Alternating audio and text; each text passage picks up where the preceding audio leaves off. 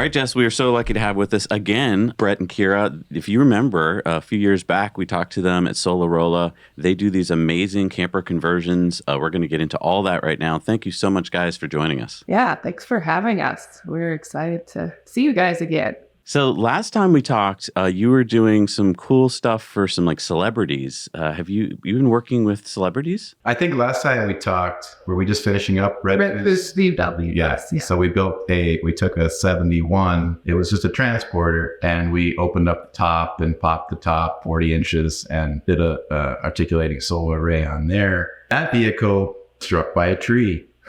Crushed by a tree. Yeah, it was totaled by a tree. It was a real heartbreaker. It was probably our best work between the two of us. We were so in love with that vehicle. Redfoo drove it for a year without a hitch, and we just kind of came down. He had some questions, and we wanted to kind of check in with him and see the vehicle. And we were crashed there at Redfoo's in the morning, and Brooke, our daughter, comes running in. A tree fell on the cars. We had a Highlander at the time, but that's how we got our Tesla. Our Highlander got crushed, and they both got crushed, so they both got totaled. So we were like, well, all right, it's time to go full in electric.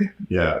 So a silver lining, I guess you could say. Yeah. It was a silver lining. You know, he got what the vehicle was, what he paid for. He got back from the insurance company. I actually bought the vehicle then from him. He bought from the insurance company. So we have the top here. I'm hoping I can kind of dial it in a little bit better and put it back on, because it got hit in the front, so it's a little tweaked, but I think I can fix it, so it'll go on another VW.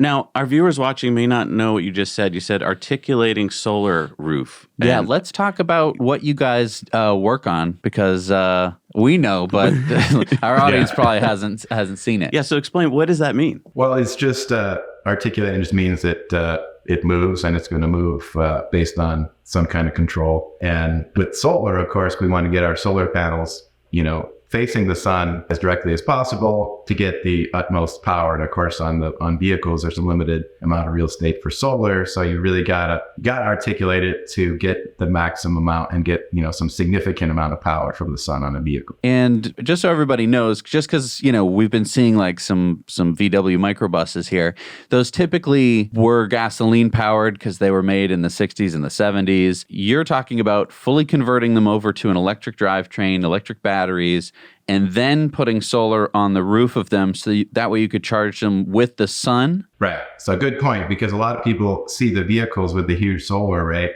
and they're wondering how big our refrigerator is in there, or whatever. What are we running? And it's like, we runs the vehicle. So yes, the VW was the ultimate vehicle to start with. It was like, a classic, first of all. But it was really lightweight, good surface area on top of it, relatively easy to work on. I mean, it was just a adapter plate, and the motor bolts right on. It's find a place for the batteries. But yeah, it was a great conversion. And I mean, that vehicle always had kind of a marginal motor in it in the first place. So being able to put a really strong motor in place of, a little bit weaker motor. I think some of them were like 30, 40 horse, and the little electric's 100 horse. So quite an improvement there. And then of course, the opportunity to not have to pay for gas or be encumbered by a gas station is also, it's perfect for the VW, the whole, vibe of the VW and everything, just chilling and charging off the sun. That was our first vehicle. Yeah. So people who are watching this now and are just kind of new to this, they might be thinking what I used to think, which was like, well, you probably can't go very far. So give us some stats. I mean, what can you typically do? How far can you go out camping with your family in a solar powered, conversion? Well, at first, when we started,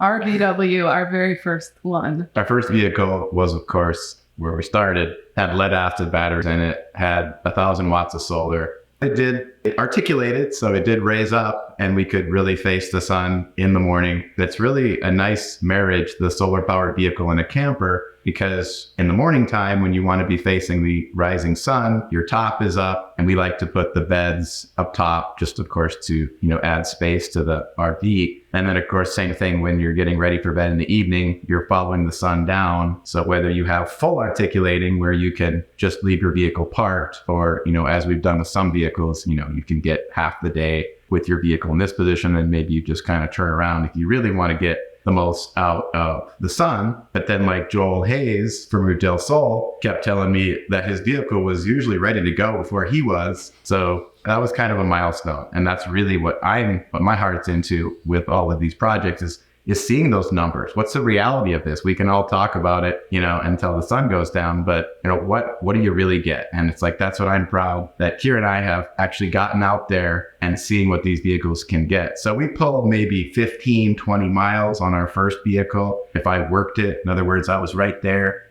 in the morning and moving the vehicle around. And as far as range with that one, with the lead acid batteries, when we first started it in 2015, and just, some lead acid batteries in there. So we were getting like 30 to 40 miles of range. But then we put a lithium set in and we were getting 100 miles of range. And so that was a big step up into the lithium world. And of course, we've, lithium since there, and that technology is just rapidly changing and getting better and better. How have things been going in terms of parts? Like, I imagine when you first started, it was probably even hard to find solar panels, batteries, motors, stuff like that. Has that changed at all over the years? It has, yeah, definitely. Redfoo's vehicle, the vehicle we just delivered, we used Lightleaf solar panels. So it's a really cool company, cool folks out of Canada, and they build these carbon fiber backed solar panels. So they're using SunPower cells, super high power, high efficiency cells, but they sandwich them with a polymer on the top, and then they have actually like a 1/2 inch embossed carbon fiber back, so you can like stand on them. And they're crazy.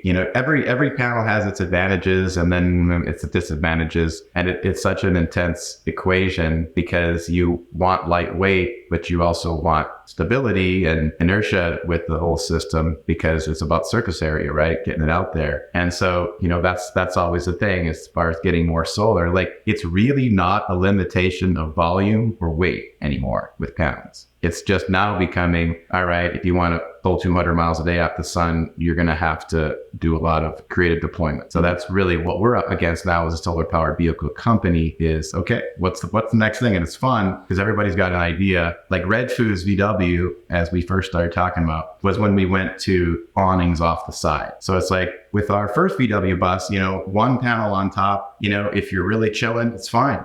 Camp, the whole idea is that you're hanging out, you're swimming, you're hiking, and your vehicle's charging. But, of course, it's always fun to go to the next national park or have the opportunity to, go further. So then the awnings kind of hide underneath the main panel and then come out the side, which, any RV is nice to have an awning and sit under the shade of the awning and that. So that's when it started getting up there where we could pull like 100 miles a day.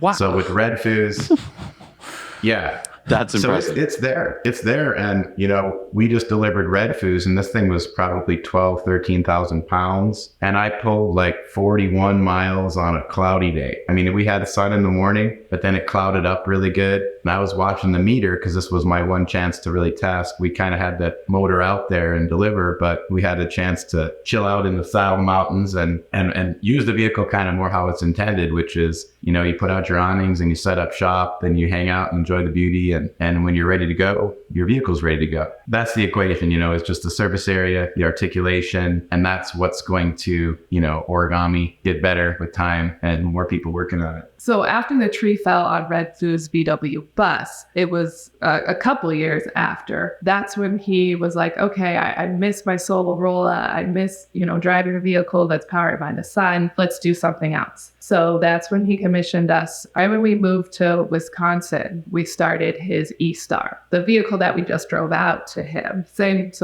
famous person, musician Redfoo. So we just drove out his E-Star. So we did the VW bus for him, and then we did the E-Star. We also did a little golf cart for him. Some other he's got all sorts of little electric vehicles around there. Nice. So you guys sell professionally to famous people, right? But how did you get started? How did you guys have to go to some kind of special training to do this? How did you learn how to do this? Well, I did a mechanical engineering degree at Michigan Tech, which I'm pretty close to right now. In fact, some of my old college buddies are jumping on board. It's really fun. It's really exciting. One of my college friends, Paul DeZoo, helped us with like our Arduino relay boards, basically the brain for Redfoo's E-Star. And we actually possibly have a little product coming out from that. And then I have one of my close friends who just arrived yesterday or 2 days ago. Like we did CAD for Ford back in the day. He's already modeling up. We're pretty excited. We're working on an array for the Cybertruck.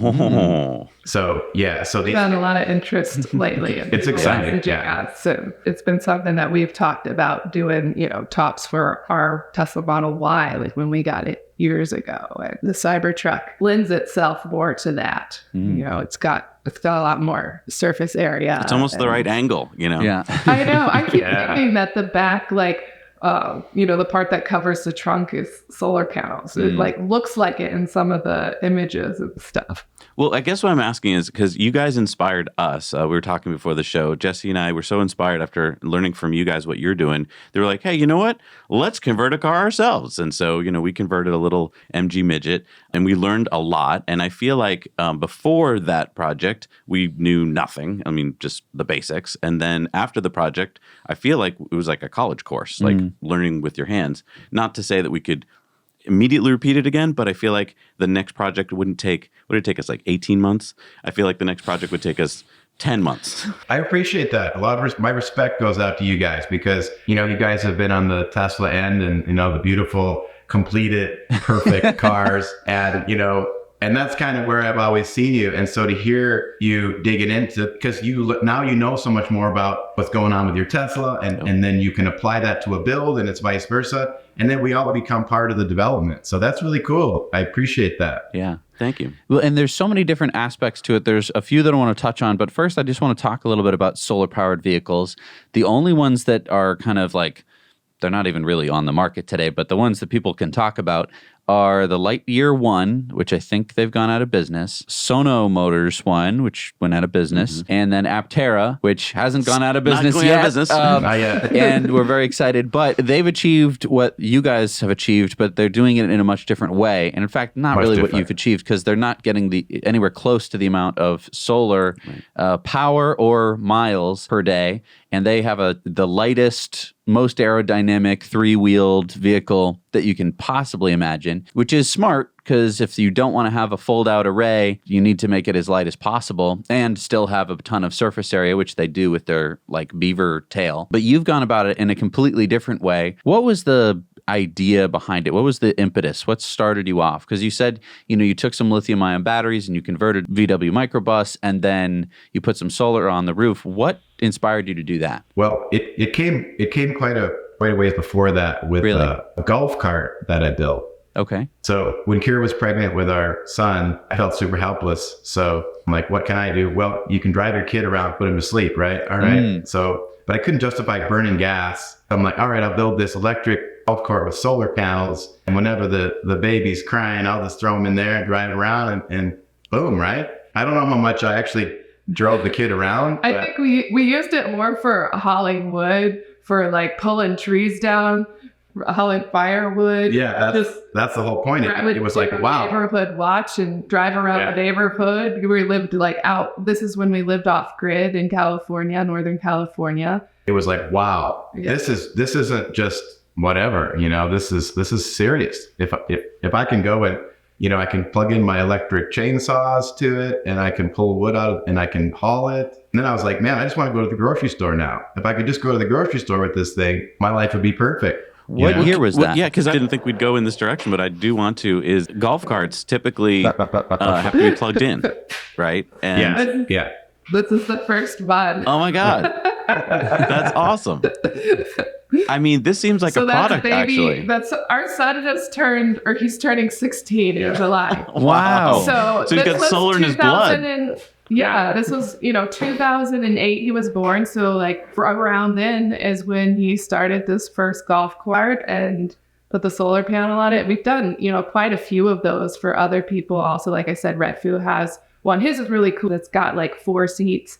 And we used thin film panels and rounded the top and everything. So it's, it kind of looks like, I have a picture of it with his E-Star. They're both white and black with the solar and the same curved roof. It's a little mini-me. So. Yeah, he's had it for 3 years and never charged it and drives it all the time. That's awesome. That's really cool. That's great. So he's a believer. He's a really cool person. Yeah. So he's a big advocate for the vehicles. But yeah, that golf cart kicked it off. So let me ask you, I feel like until you start getting your hands wet in solar, and by the way, we just are building a solar mobile trailer where we've got solar on the roof and we're learning about hybrid inverters and batteries. But until you do it, it feels like you don't understand that there is this free power from the sun. Like it's theoretically in your brain. And it's scary because, yeah. I mean, I think a lot of people, the only way that they're going to go solar is one of two ways, which is either they're going to call up a solar company and they're going to go look at their roof and take measurements, and then there's going to be a bunch of big, strong guys with ladders who are going to go up on the roof and they're going to install the panels, and they have the know-how or whatever, and then you're going to, I have solar on my house, and you didn't lift a finger. You didn't really do anything. You paid for it, or you're paying for it. You didn't have to think about it at all, and there's boxes on your house, and some of them make some noise, and some of them... What does that do? What does that do? And there's a big switch, and I shouldn't touch that. There's all that kind of... There's that way to do it. And then there's kind of the consumer microelectronics, where you're either getting like a little battery bank that has a tiny little solar cell on it, which is like 3 steps up from a calculator, or you go and you get one of those big battery things so you can clonk down on a table and run stuff, and it could come with a solar panel and you can plug it in using the little thing, and then you go, wow, I'm doing solar. And I've done that before. It's really a fun experience to like plug in solar and then run stuff, and you're like, oh my gosh, the battery is still at 100%, even though I was doing something. But there's still this scary area where it's like, MPPT what controllers. do I do? Right. And like the solar panel, what does a real solar panel look like, and what does it do? Can you kind of walk us through and demystify some of it? Because I've gone through the experience of having it demystified to me. Like, let's just start with a solar panel. What do we need to know about a solar panel so that way we can use it? I mean, like, do I need to be able to program to hook up a solar panel? No. And I think it's kind of typical with engineers. They like to make everything seem so complicated because it's kind of an ego stroke. It's simple. There's a plus, there's a minus. Now, of course, you can take it down to the complex level. A solar panel has no moving parts and 2 wires, plus and minus. And the wonderful thing is most people have a phone now and they know charge and discharge. So there's a broad range of people who know more than they realize, right? Okay, guess what? I have to charge my phone. It's running out. Hey, maybe if I turn off that app, my phone won't die so soon. So along with the solar side of it, you start looking at efficiencies. Oh, wait, maybe I don't need as much solar if I don't leave all these apps running. But see, you're in this mentality that because of the way that electricity is distributed to us, it's just coming out of the wall everywhere. You don't really think about that. But when you have like a closed system where the solar's coming in and you can either talk or you can't based on, your planning and the weather, then it becomes amazing because you realize that you're really connecting with nature now. So you really have to think about sun and what kind of day it is and what you need to do. And that's solar powered vehicles as well. That's anything solar. You just have to do a little bit more planning as someone isn't running a generator for you 24/7. And sometimes that's nice, to have that power conveniently there, but it's not always there, and it's not always used in a way that we feel good about. And I mean, you started out in 2008. And in 2008, I don't even know if you could buy large lithium ion batteries. I don't think it was. I didn't see any. I don't think they made them. Now there's 1,000,001 companies selling lithium ion batteries that go from anywhere from a drop-in replacement for a golf cart, which would have made your life a lot easier back then, all the way up to completely integrated with plugs and inverters, and you don't have to think about anything, and they have the spots to plug in the solar, and everywhere in between with hybrid inverters, which can take solar, grid power, and battery power, and feed you whatever kind of power you want, whether that be 110 AC, which is what you normally get from the wall. And so talk to me, how has that changed the camper experience, specifically the living camping part? Less so the driving part. We'll get to that in a bit. Well, like the vehicles we're building, they're primarily power stations, right? And then they're homes, and then they're a car. So if you look at it in that order, I think you can see the value of it more. Because like, oh, okay, I have an independent power station. Right, cool. Wow, I can live in that fully off grid. And then, I can, because I'm getting more than I need to operate domestically, I can go 200 miles, and it's like mentioning all these devices coming out. And the trend that I'm noticing is this all-in-one, MPPT controllers are now in the inverters, and chargers are in the inverters. There's a unit coming out, the Walrus EVO. It's like the battery, everything, one unit, right? Trouble is, it's really hard to do an all-in-one with solar because of how solar needs a structure to be mounted on. So it's either got to be put in the ground solidly, mostly because of wind, or it has to be on something like a vehicle to be a sound structure. I like to think that, where everything is going is into this all-in-one. Even a lithium pack, if it's a good size pack, is heavy. So put it on wheels, right? All right, well, why push it? Power one of the wheels. You have all this power. Now, if I'm powering one of the wheels, why push it? Let's just get on there and steer it. So it all points towards putting the panels on the structure of the vehicle. We're all seeing all this market kind of pointing towards a certain direction. That's the way I feel when you ask about, where is this all going with the campers? This feels like the early days of automobiles where people started to do this in their garage on the weekends with their kids. Like, oh, we can modify the car, or we can fix the car. And yet it's so new and the parts are so just coming into, availability that I feel like people don't see the wave coming, but I feel like it is coming. There will be this day where you'll walk down the street and people in their garages will be tinkering with solar and motors and conversions. Because a lot of this stuff isn't all that hard. Like it's involved. You have to know what you're doing, but it's not like a timing belt or something. Like exactly. Drivetrain or valve train. A lot of this is like a lot of it's wiring. While wiring can be a little intimidating for some people, I feel like once you kind of start to understand it and how to, make crimps and, get good attachments and solder if you have to, you're like, oh, okay. It's not a big investment other than the copper in a lot of cases in terms of the tools. Like I think we went to Harbor Freight one day and we bought like a big hydraulic crimper. That was like the best thing we ever got. And that's one of the most expensive wiring tools we've ever used. The rest of it's like drilling holes so you can get wire into places and then making sure that the water doesn't get into the hole. It's that level of it. Jesse and our week is just excuses to go get more tools to build more things. Like it's just so fun. Right. I hear you. We're talking about like other folks being able to cross the border, tinkering in their garages, and this stuff is becoming more accessible. And the part that I really appreciate about what you guys are doing is, you're doing some of your own conversion. If it's always that we have to take this stuff to a dealer and have somebody else fix it for us, then it is not as much freedom there. And to me, this is all about freedom, right? We can get our own energy from the sun. We can do our own thing with it. We can decide how we want to, utilize that energy. But if something goes wrong and we can't do anything about it, there's where our freedom ends, and it's like, that's why Solarrolla is always going to be who we are, is going to be trying to build the simplest vehicles we can and make them accessible so that you can change a component. And also like Redfoo's display, Kira did all the coding, she did all the display, amazing work over here by this young lady. You're looking at your cell voltages, you're looking at your module temperatures. Like it's not this like, oh, there's a empty and a full gauge. It's like you have all of the pertinent information right there. And I think people can handle that. I really do, because I think I see people with their phones, they're handling that, right? They can manage that power system as well, because it's microprocessing a little bit and you're there. It gets a little freaky with the high voltage. You've got to be in the right headspace. And, I think that's another important element here. It's always been important for me is the vibe of slowing down. And it's kind of like the tortoise and the hare. You slow down, but you win the race. So it's all about, well, know how fast you're going, you have to know where you're going, right? With the tortoise and the hare, if it's a race, you want to get to the finish line first.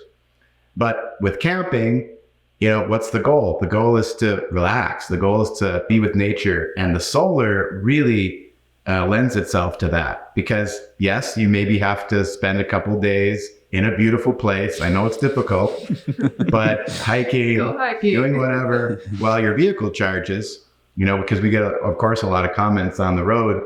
Oh, I could never do that. And it's like, it breaks my heart. A lot of people, they can't. Time is the most valuable thing we have. And not everybody has a ton of that. But what I like about these vehicles and where it's going is it can be your office space. Now with so much remote work, you could wake up at the Grand Canyon and do your work there online with your Starlink, and then you could wake up at Yosemite and continue working and be connected there. So the opportunities for what I think is like more natural human movement, right? Just following the sun. We're in the winter here in Wisconsin and we're ready to go deliver Redfoo's vehicle in Malibu. You know, it's perfect. You know what's crazy is I think the last time we talked, two big things happened, right? Starlink was a thing, but it wasn't ready for prime time yet, I believe.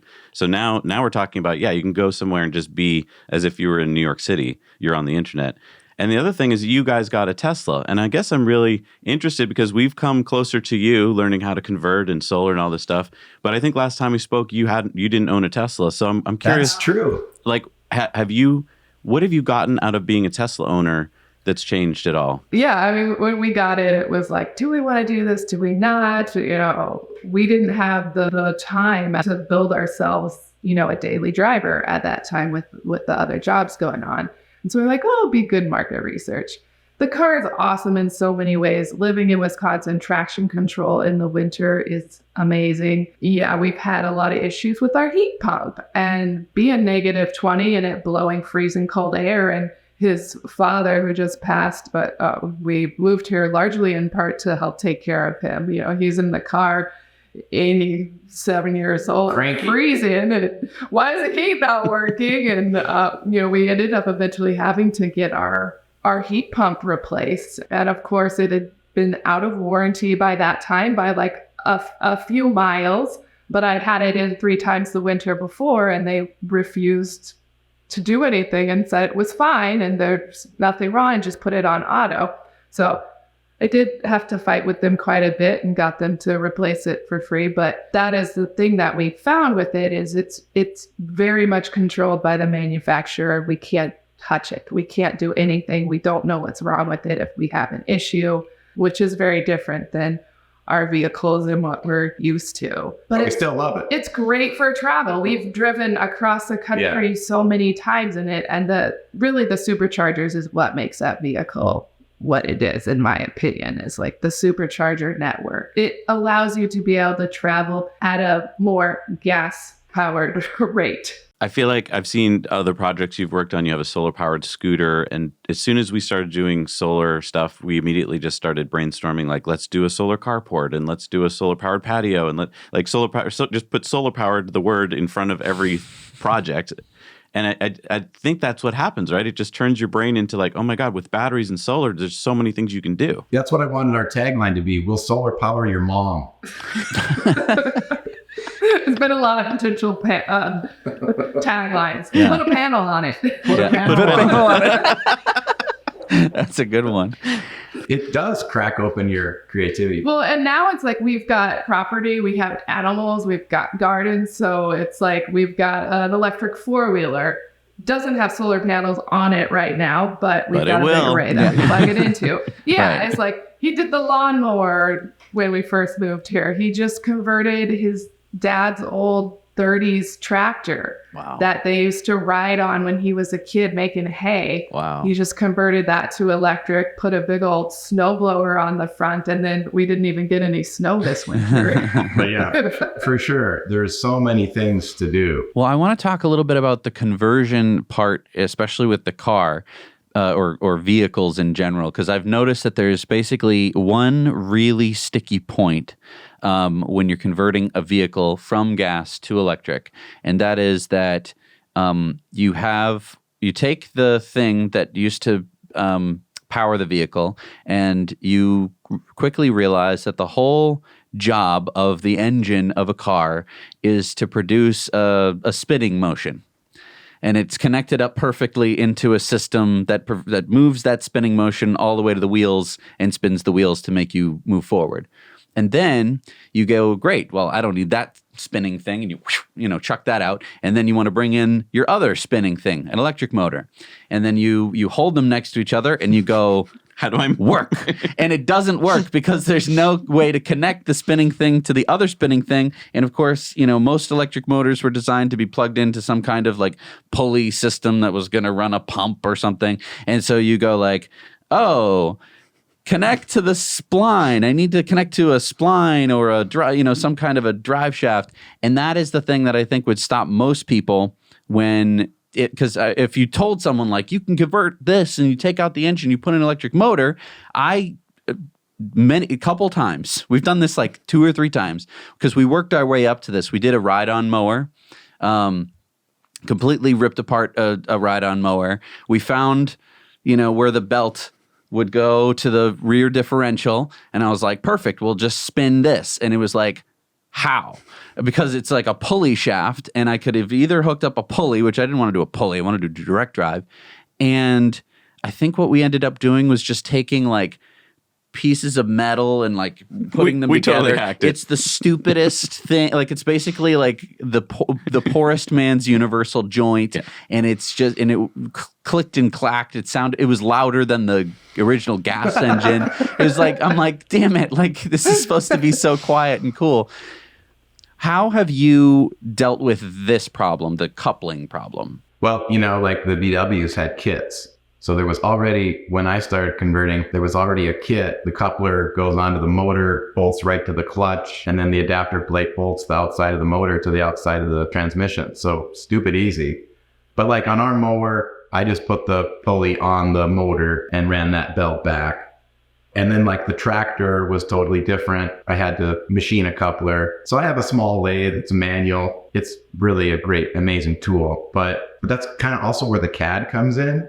Because you can design something, and it's like a wonderful thing about the time period we live in. We can send dial out and get a part back made out of stainless steel to 100,000ths of an inch, and it's crazy. So that pretty quick turnaround on that. But yeah, it does take a little bit of engineering. You can either have somebody at a machine shop do it for you pretty quick, just kind of show them the mating parts, or yeah, you can dive into it, do the CAD file. There's a lot of free CAD out there now, and then just fire that file off to somebody. There's a lot of machine shops that can kind of help you out because they do a lot of that coupling, because people put different gas motors in different transmissions and that. So adapter plates have been, something in the 50s. Guys were always building those, to put this motor in that car. And it is very much like that. It reminds me of like hot rodding in the 50s, because that's how I grew up, like street rodding. Street rodding is you take the best of everything, right? Let's grab that motor. I like those seats. I like that body. I like, this transmission, and you put it all together. And so all we're doing is like, hey, now we have access to battery powered electric systems that we can charge off the sun. Come on, let's add that to the mix with our favorite type of vehicle. But I do think the camper end of things does really lend itself to a solar powered vehicle. Right. So what is the future for you guys, and how, if people are watching now and they want to learn more about you guys and maybe even get you guys to make them a camper, how can they get in touch with you? So our website is www.solarrolla.com. All social media platforms, Solarrolla. And we recently started doing Patreon. So that's kind of something we're wanting to push a little more, and we're putting more like behind the scenes kind of stuff on there and a little more tech stuff. That's another way that people can, help support us and also like get a little bit more information. You can either contact us through our website, or email is Belan, Belan, @solarrolla.com. I just want to add to that for you. I think that if you are thinking about doing a conversion, having folks like Brett and Kira in your corner would be invaluable. I know there are plenty of times during our project where I was like, who can we ask? So joining their Patreon is probably a really smart idea. And just because you're going to get to see all the things they're working on behind the scenes, like you mentioned, get inspired by them, and also probably have someone you can reach out to when you've got a question, because these guys know what they're talking about. For sure. Yeah, and I'm very good about answering people's comments and stuff on there. Sometimes on social media, things get a little bit more lost. But I feel like Patreon's a good way for people to communicate with us. And also, we're trying to figure out if there's a way to do like a poll or a survey on there and kind of start asking people, hey, these are kind of, we've got lots of little projects that we want to do. And if we can, bring it to them and be like, hey, what would you love to see? What are you most interested in? And let that kind of, pull some of our projects too, and kind of cater to what people want to learn about. Yeah, the excitement is fun to share. So Brett and Kira, you guys have a YouTube channel, right, where you do lots of cool stuff. Can you tell viewers how they can find that? Solarrolla. Just look up Solarrolla. Yeah, we have a lot of build videos where we've gone through, start to finish, kind of on Redfoo's VW bus. I've got all the footage for Redfoo's E-Star that I'm going to start putting up there, trip videos, trying to get into doing more shorts also, just kind of get smaller things up there more frequently. But yeah, join us on YouTube. It's great to see a lot of more, longer videos and in depth. Nice. That's so valuable because I feel like when you're working on a project, there's nothing better than seeing someone experience doing it and you go like, oh, that's how you do it. Yeah. I see there's a video on your YouTube channel. Is that an electric snowmobile? Yes, it is. All right. Well, we'll let everyone go check that out because that sounds awesome. And also, I think we should start a little race with these guys. I heard that they want to build an electric converted pontoon boat like we do. I think we should start the clock right now and see who gets it done first. No, I think we will definitely lose, but which one's faster in the water? Yeah. That's a real race. Okay. Is that what pontoon boats are supposed to do? They're supposed to go slow. Which one's more relaxing? Okay. Which one can fit more beer on board and keep it cool? Oh, that's a good one. All right. And the kid said that it's got to pull the tube and be fun. So. Right. Yeah. All right. Most pontoons are like a little bit slow, so we've got to get ours little bit faster, so the pontoon's more. So there's going to be a lot of categories. Pulling the tube is more fun. We're going to have diving board category, slide. Slide. How about a slide? Yes. His sister just told us we need to start looking for a slide. Nice. All right, so comment below who you think's going to win that race. That's good. It's always good to have competition. Yeah. Come on. All right, now we really have to do All right, we got to go. Let's get together. All right. We got to go pick up. We got to go pick it up.